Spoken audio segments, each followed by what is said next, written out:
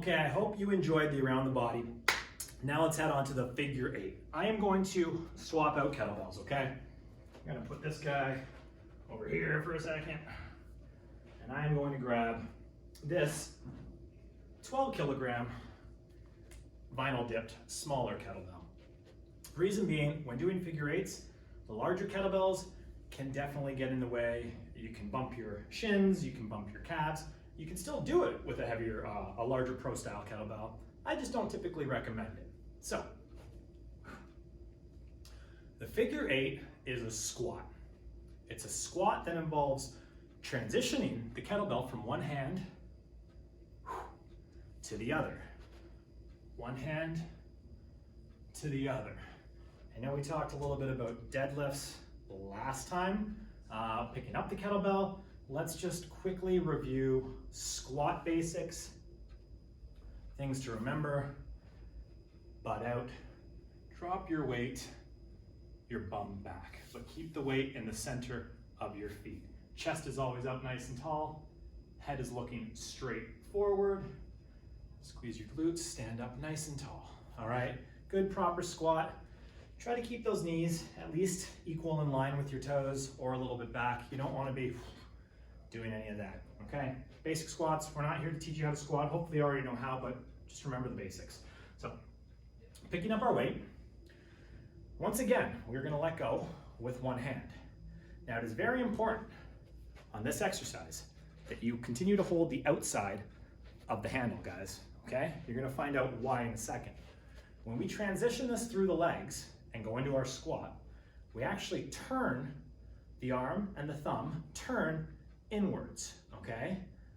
That is going to allow the transition of the kettlebell between the legs to be a lot easier.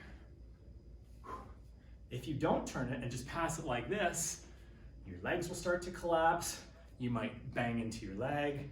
You definitely want to turn the handle to take up less space to get that kettlebell successfully through to the other hand. This is your basic figure eight, okay? You want to keep doing the basic figure eight, but let's switch directions. Switch.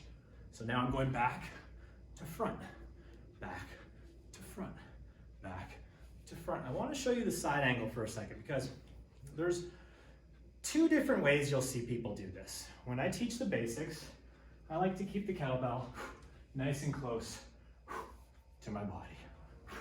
What I'm not doing is a swing. That is another way to do the figure eight, which a lot of people prefer. Looks like this.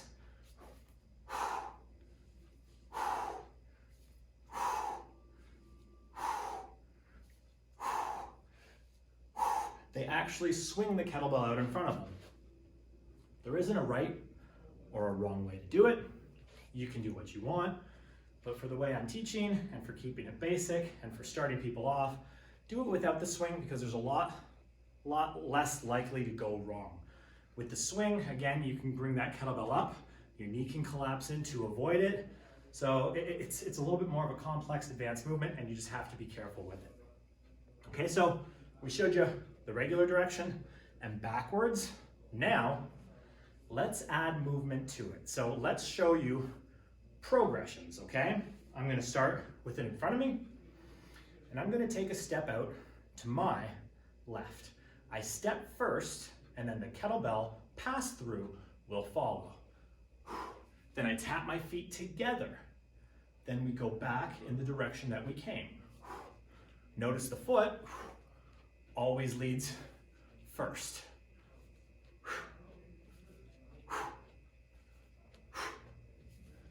I'm still turning my wrist in. Easy transition. One more. That is the side to side. Now, let's do a reverse lunge. So front and back. The kettlebell is in my right hand. That means we're gonna step back with our right foot into a lunge. Stand up, left hand, left foot. Stand up, right hand, right foot, left hand, left foot. Now I'd like to show you the side angle for this one because it better demonstrates what you're supposed to be doing. Once again, we're in the right hand, step back right foot, lunge, stand up. Again.